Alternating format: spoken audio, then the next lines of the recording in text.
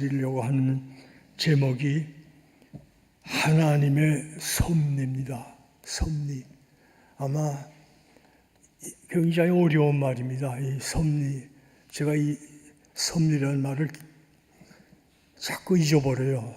참 이것도 한문이 돼서 이 섭리라는 말이 다른 말이 아니에요. 하나님의 은혜라는 말이에요. 하나님의 은혜. 그 영어로 하면 providence of God.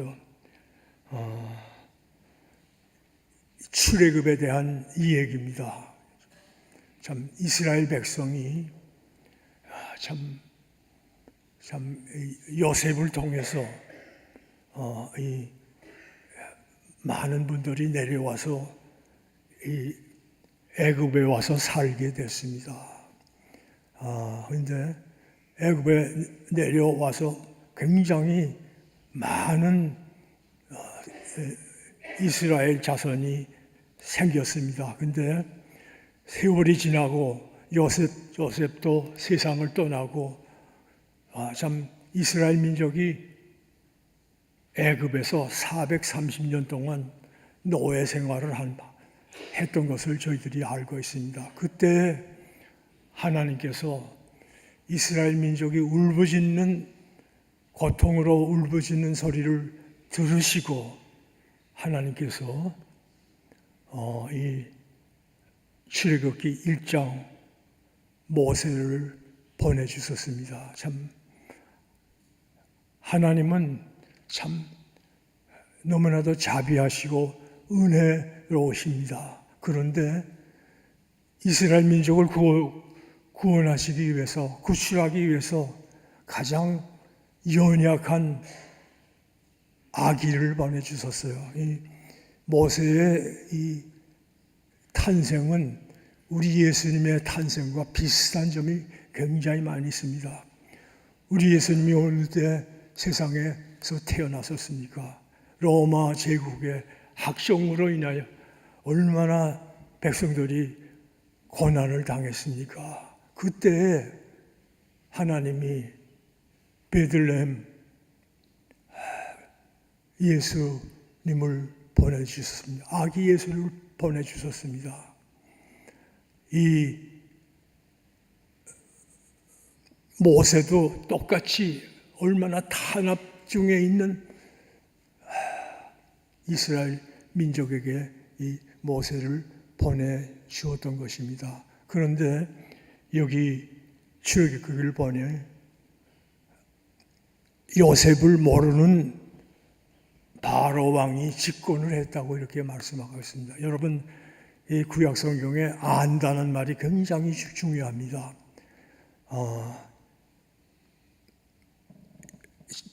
요셉을 모르는 바로가 집권을 하다 보니까 이스라엘 민족이 굉장히 번영하거든요. 그러니까 굉장히 위험을 받았어요. 위험을 받고 이 탄압을 시작합니다. 그때에 어떻게 했습니까? 이 이스라엘의 산파 여자 둘이 있었습니다. 둘을 이 왕이 보내서 아기를 낳으면 남자는 죽이고 여자는 살려두라. 그런데 놀라운 것은 이 산파 둘이 하나님을 경외하기 때문에, 하나님을 두려워하기 때문에 왕명을 거역하고 이스라엘의 여자가 낳는 남자아이를 살려두었다. 굉장한 말입니다. 여러분, 하나님을 경외한다는 말이 굉장히 중요합니다. 참 우리 삶이 하나님을 경외하며 살아야 됩니다. 또 다른 말로 하면 두렵고 떨리는 마음으로 하나님을 섬겨야 됩니다. 이 두 산파는 하나님을 이렇게 두려워하며 섬기셨기 때문에 바로의 그 살인을 아기를 죽이라는 것을 무시하고 아이들을 살려주었다고 했습니다. 그랬더니 하나님께서 이 두 산파에게 많은 축복을 내려 주었다고 이렇게 말씀하고 있습니다. 이 아까 우리 주목사님과 같이 성경을 읽으셨는데 2장에 보면 레위파 여자가 아이를 낳았다고 이렇게 말씀하고 있습니다. 이 레위파는 무슨, 여러분 이 이스라엘의 12지파가 있지 않습니까? 이 레위파는 제사장을 맡은 족속입니다. 그 중에 제사장이 나오는 그 계통의 여자가 아기를 낳았어요. 아이를 낳았어요. 남자를 낳습니다. 남자를 낳았는데요. 그 아이가 굉장히, 영어로 하면 good 혹은 fine이라는 말을 썼어요. 굉장히 보기에 아름다웠다. 스데반 집사가 나중에 순교당하기 전에 그 설교를 하죠. 그때 스데반 집사가 뭐라고 그러는지 아세요? 이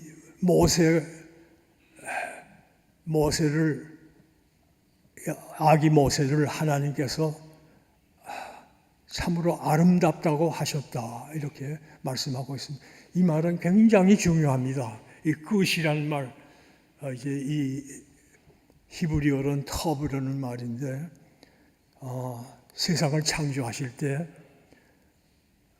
처음에 세상이 어떠했습니까? 암흑세계였습니다. 캄캄한 그 세상에서 하나님이 제일 먼저 창조하신 것이 빛입니다. 빛이 있으라 하였더니, 하나님이 말씀으로 빛을 창조했더니 그 빛을 보시니 좋았더라. 여러분, 창세기 1장에 좋았다는 말이 7번이나 나옵니다. 그리고 계속해서 모든 것을 주님이 창조하시지 않습니까? 그리고 마지막에 아담과 해와를 창조하시고 보시기에 어떻게 해요? 심히 아름다웠다. 이거 굉장한 말입니다. 이제 이 모세를 그렇게 아름답다고 이렇게 말한 것은요, 장차 모세가 하나님이 세상을 창조하는 것 같이 이스라엘 민족의 참 구원자로 될 것을 예언하고 있습니다. 이 어머니가 이 아기를 3개월이나 키웠는데 3개월이 지나니까 아기 울음소리가 굉장히 커요. 울음소리가 밖에까지 들리니까 도저히 집에서 키울 수가 없게 되었습니다. 그래서 이 갈대 상자를 만들었다고 이렇게 기록을 하고 있습니다. 갈대 상자를 만들고 그 석청을 발라서 물에 가라앉지 않게 하고 거기에다가 아기를 담고 이 자기 딸에게, 밀리암입니다. 딸에게 그 갈대 상자를 이 나일강 갈대밭에 갖다 놓으라고 그럽니다. 근데 성경은요, 이 갈대 상자를 아크라는 말로 표현하고 있습니다. 아크가 뭡니까? 노아 방주입니다. 모세가 들어있는 이 모세가 방주의 역할을 할 것이라는 것을 또 여기서 암시하고 있습니다. 그런데요, 밀리암이 갈대 상자를 그 갈대밭 나일강에 놓았더니 바로 공주가 시녀와 같이 목욕을 하래 나왔습니다. 나와서 보니까 갈대 상자가 있어요. 그래서 시녀 보고 저 갈대 상자를 가져오라. 그 갈대 상자를 열었더니 아기가 웁니다. 울어요. 그랬는데 이 공주가 이 아기를 보고 심히 불쌍히 여겼다. 대단한 말입니다. 이 불쌍히 여겼다는 뜻은 또 뭡니까? 이 바로의 공주는 히브리 아이가 나면 자기 아버지의 명령대로 죽여야 하는데 공주가 도리어 그 아이를 보고 불쌍히 여겼다는 말은 살려주겠다는 말입니다. 그때 그 모세의 누나가 되는 밀리암이 이 공주한테 가서 제가 유모를 불러 찾아드릴까요? 했더니 공주가 한 말이 그래 하라. 그 어머니를 모세의 어머니를 데려왔습니다. 데려왔더니요 이 어머니에게 아기를 키우게 하라. 5살 혹은 6살 때까지 젖될 때까지 키우게 하는데 어떻게 하라고요? 아기를 키우는 돈을 주겠다고 합니다. 여러분, 자기 아기를 젖먹여서 키우는데 돈을 주는 사람이 있습니까? 이것이 하나님의 섭리입니다. 이 하나님의 섭리예요. 이 놀라운 섭리입니다. 그래서 이 5이나 6살 된 후에 이 아이를 바로 궁전에 그 공주한테 갖다 맡깁니다. 맡겼더니 공주가 모세를 양자로 삼았다고 해요. 이거 대단한 일입니다. 양자로 삼고 이 아기의 이름을 뭐라고요? 모세라고 했다. 모세라는 말은 뭡니까? 물에서 건졌다는 말입니다. 물에서 건졌다. 장차 모세가 이스라엘을 구원하겠다는 말인 것입니다. 그래서 이 모세가요 궁중에서 40년 동안을 삽니다. 교육을 시켜요. 하나님은 참 놀라우신 분입니다. 이 장차 이 바로와 싸우려면 이 애굽의 그 모든 정치와 모든 것을 알아야 되지 않겠습니까? 공주의 아들로서 40년 동안 이 바로 궁전에서 교육을 많이 받았습니다. 그리고 40이 되었습니다. 야로는 자기 백성이 고난받는 것을 가보기 위해서 나갔더니요 그 노예를 감독하는 사람이 이 노예를 붙잡고 막 때려서 막 죽이려고 그래요. 그걸 보고 모세가 개입을 합니다. 그 동족 히브리 사람을 때리는 이 애굽 사람을 모세가 때려서 죽입니다. 모세는 굉장히 힘도 세고 강한 사람이었습니다. 죽여서 모래다 묻었다고 이렇게 성경은 기록하고 있습니다. 그리고 그 이튿날 또 나와봤습니다. 나와봤더니 이전은 히브리 사람 둘이 또 싸우는 거예요. 모세가 이거 웬일이요? 당신네들 노예 생활하면서 서로 돕지 못하지 서로 싸운다는 건 말이 안 된다고 하면서 그랬더니 히브리 사람이 뭐라 그러는지 아세요? 어제는 애굽 감독을 당신이 죽였더니 오늘은 나를 죽이려고 합니까? 나를 컨트롤하려고 그럽니까? 이 말을 듣고 모세는 즉각적으로 알았습니다. 벌써 바로에게 그 감독이 죽임을 당한 것을 바로가 알고 있었습니다. 그래서 모세는 급히 도망을 가지 않을 수 없습니다. 미디안 광야로 이 도망을 가게 됩니다.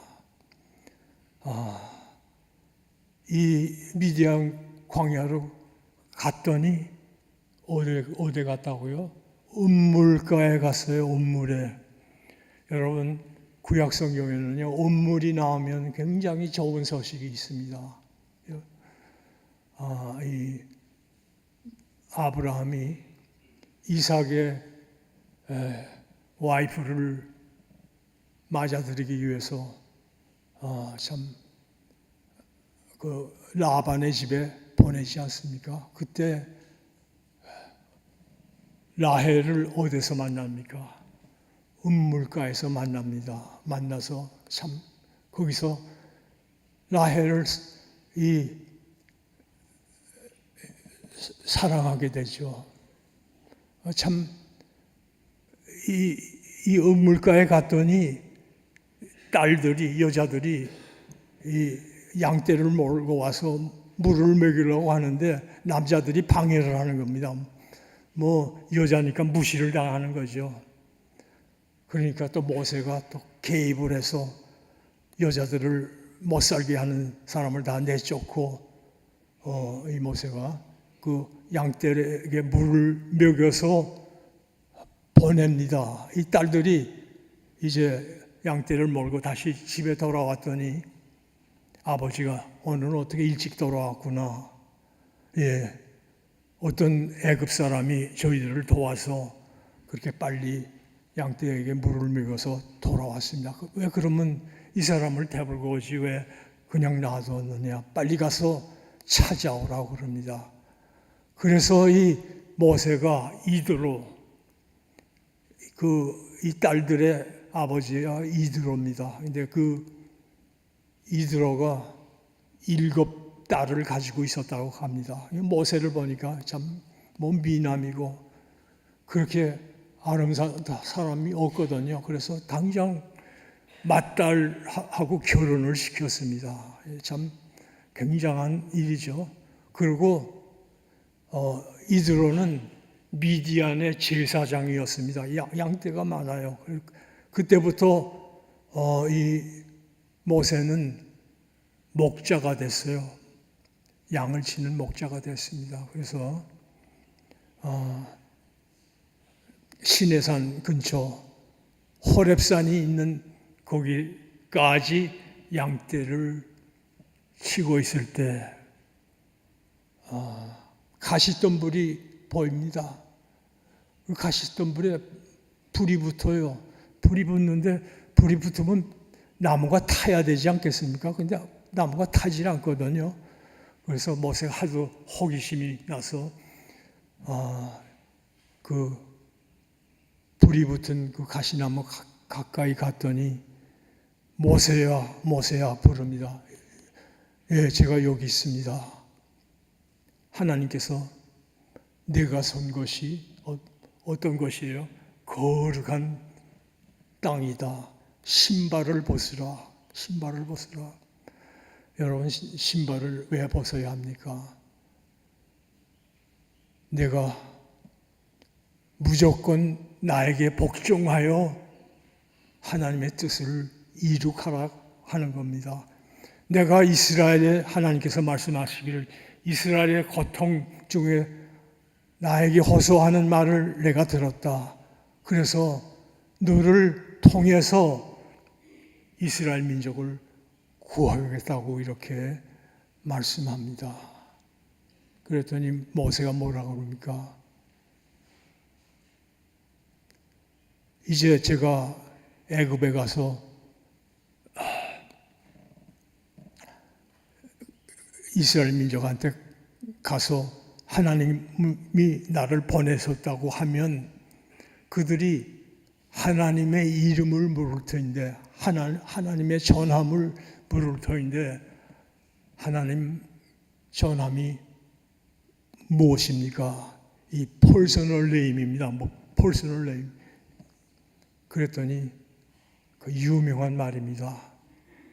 I am who I am. 나는 스스로 있는 자다. 스스로 있고 전능하고 주권적인 하나님이라는 말입니다. 이 하나님이 너를 보낸다고 이렇게 했더니 모세는 자신이 없어졌어요. 뭐 왕자로 이렇게 태어나서 있다가 이제 양떼를 치다 보니까 또 뭐 피난 댕기며 하다 보니까 하나 뭐 자신이 없습니다. 참 살기도 힘든데 이제 지도자로 바로한테 가서 이스라엘을 구하라 그러니까 모세는 그럽니다. 나는 말을 못합니다. 말을 더듬습니다. 그랬더니 하나님이 뭐라 그럽니까? 내 입을, 내 혀를 누가 만들었느냐? 하나님이 만들지 않았느냐? 그러면서 기적을 보여줍니다. 예? 내 지팡이를 던지라 했더니 그 지팡이가 어떻게 됐다고요? 뱀이 됐어요. 뱀이 돼서 모세가 가까이 옵니다. 그 뱀의 꼬리를 잡으라. 잡았더니 다시 지팡이로 변했다고 이렇게 말씀합니다. 그 다음에는 손을 내 가슴 속에다 넣어보라. 넣었다 빼보니까 문둥병이 걸린 손이 됐어요. 그러니까 다시 그 손을 내 품에 넣으라고 하니까 다시 깨끗해졌습니다.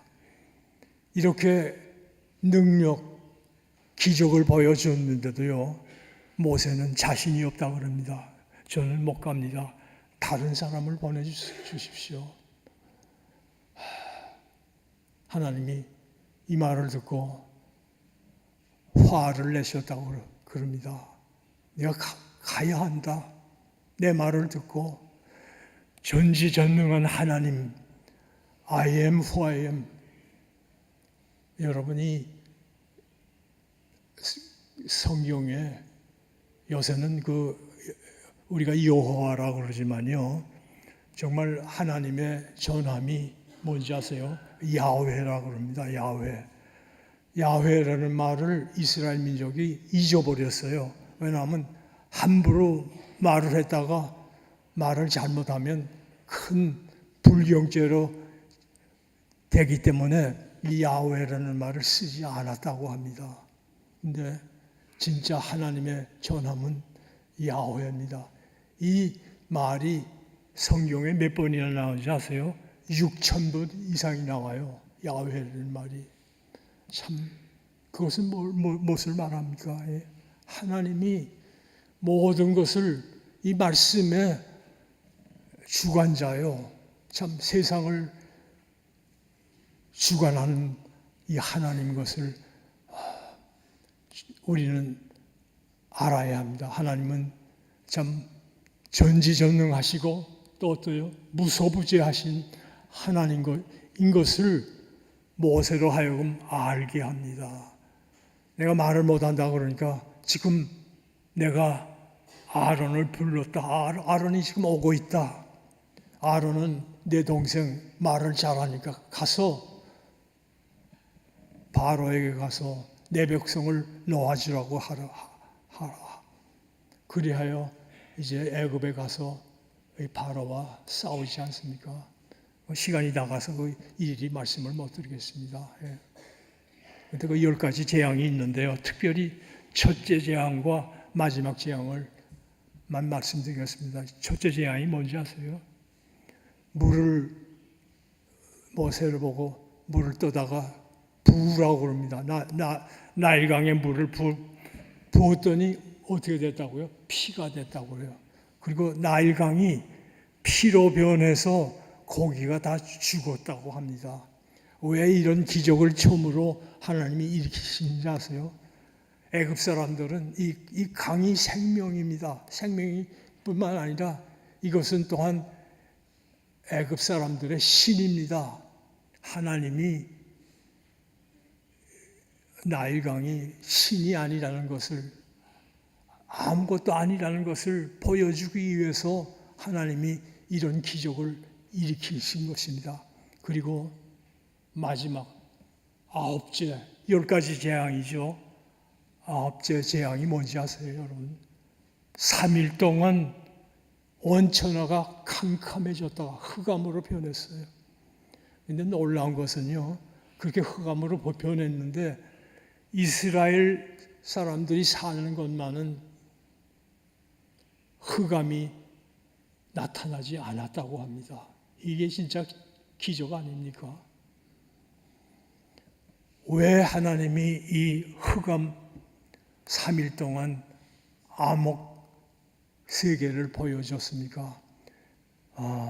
애굽 사람들이 제일 높이 섬기는 우상이 태양신입니다. 태양신이요. 태양신이 아무것도 아니라는 겁니다. 하나님이. 그 재앙이, 두 가지 재앙이 다 애굽의 신이 아무것도 아니고 하나님만이, 야훼 하나님만이 우리의 하나님이라는 것을 증명하기 위해서 이러한 재앙을 내렸던 것입니다. 그래도 이 바로는 보내주지 않지요. 그래서 마지막 재앙이 뭡니까? 마다들을 죽이는 재앙입니다. 그래서 이제 6월절이라는 말이 그 패스오버라는 말이에요. 패스오버가 무슨 말입니까? 건너뛰었다는 말입니다. 이스라엘 민족이 양을 잡아서 양의 피를 문설주에 발랐더니 하나님의 사자가 그냥 지나갔다는 말이에요. 그런데 애굽 사람에게는 어린 양의 피가 없으니까 마다들이 다 죽임을 당했습니다. 바로의 아들까지도 다 죽임을 당했습니다. 그제야 바로가 이스라엘 민족을 떠나게 했던 것을 우리가 알고 있습니다. 참 놀라운 일입니다. 이스라엘 민족에 있어서는 가장 중요한 것이 이 패스오버 6월절입니다. 6월절 어린 양. 세례 요한이 그러죠. 저 세상 죄를 지고 가는 저 어린 양을 보라 하면서, 참 세례 요한은 대단한 분이에요. 나는 작아져야 하고 주 예수는 커져야 한다. 여러분, 우리가 그래야 합니다. 내가 낮아져야 돼요.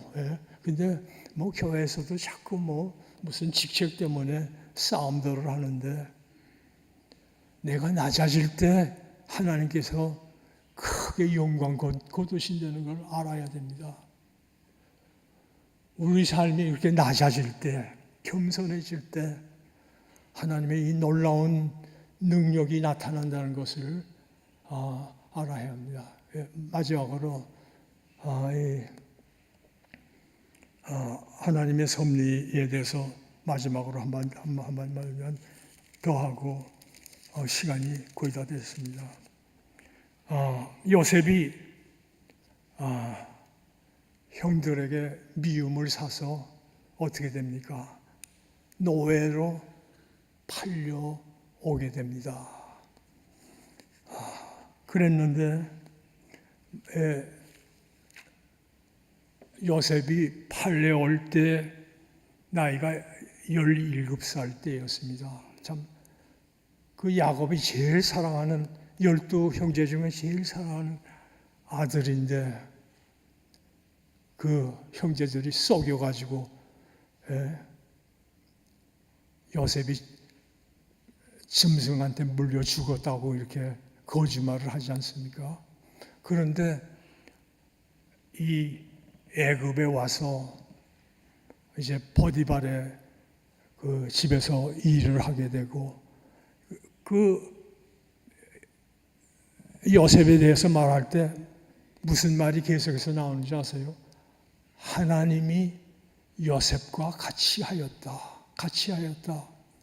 하나님이 요셉께 같이 했더니 보디발의 그 가정 총무를 했더니 가정이 굉장히 부유해졌다. 근데 이 보디발의 아내의 유혹을 받지 않습니까? 참 유혹을 받고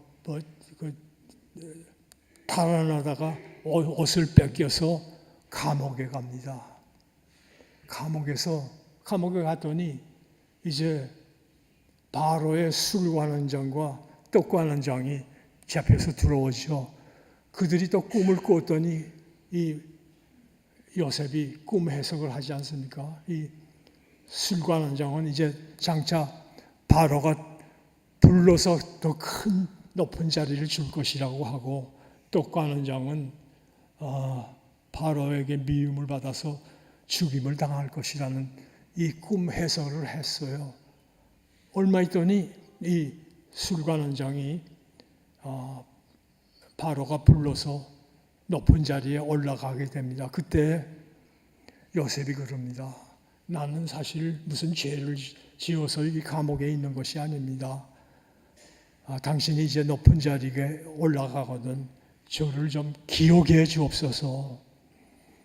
그랬더니요, 이 술관원장이 너무 좋아서 그랬던지 요셉을 잊어버렸다고 성경은 기록합니다. 그래서 몇 년 동안 더 감옥 생활을 하다가 나중엔 이 바로가 꿈을 꿨는데 꿈 해석하는 사람이 없었죠. 그래서 그때야 이 술관원장이 요셉을 소개해서 이제 꿈을 해석하게 하지 않습니까? 참 요셉은 그 대단한 참 하나님이 택한 사람입니다.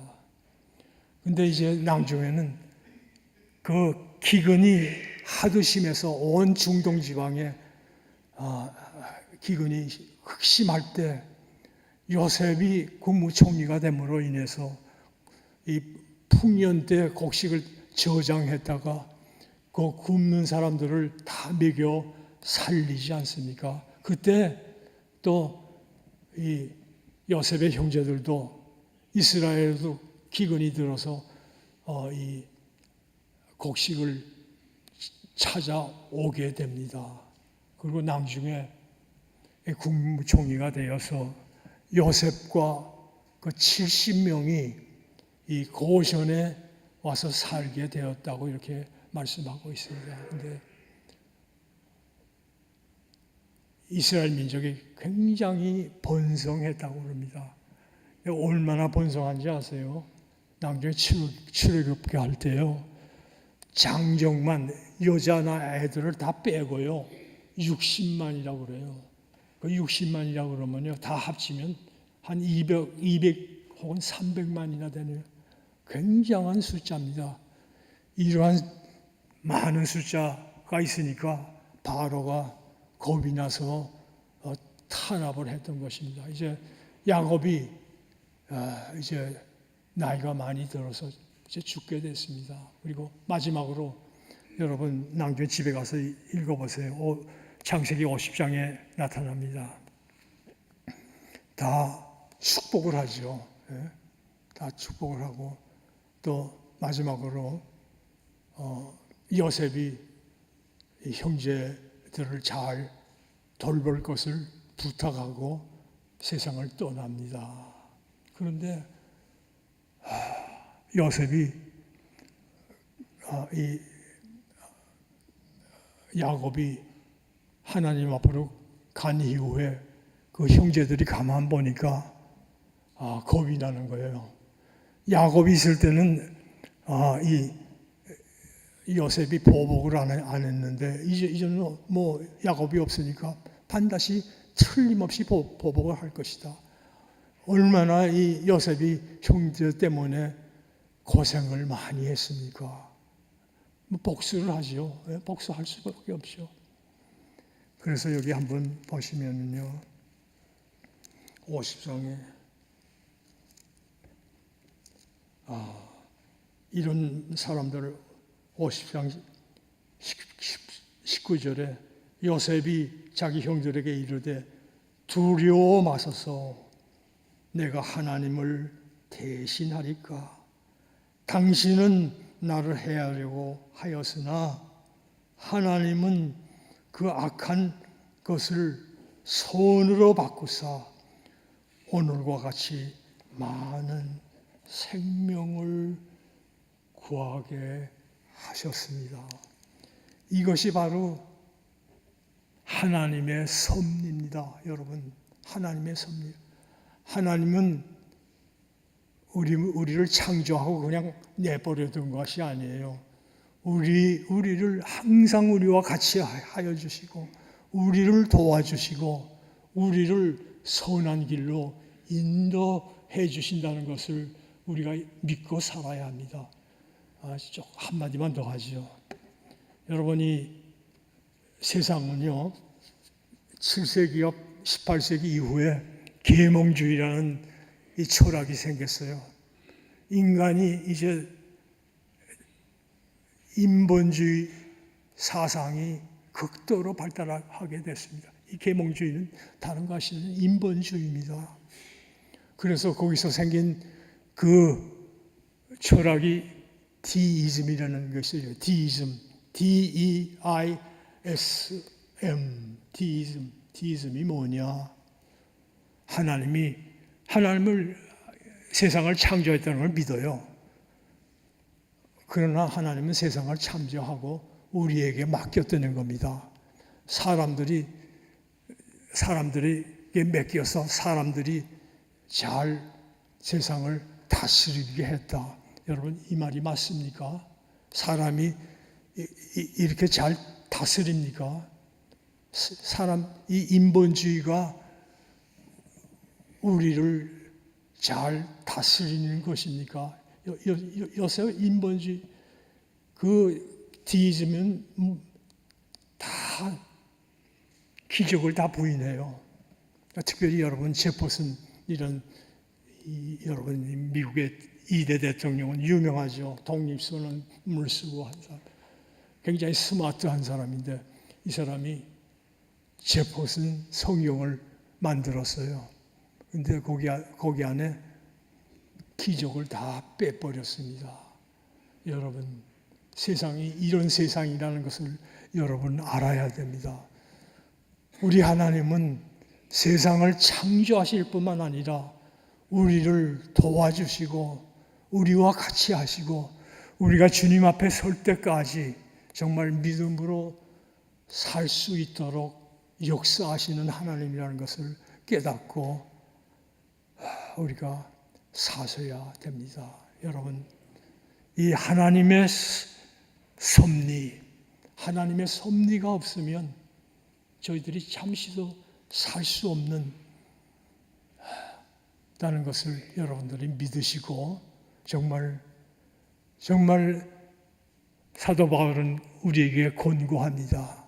에베소에 시대가 악하다. 시대가 악하니 세월을 아끼라. 세월을 아끼라.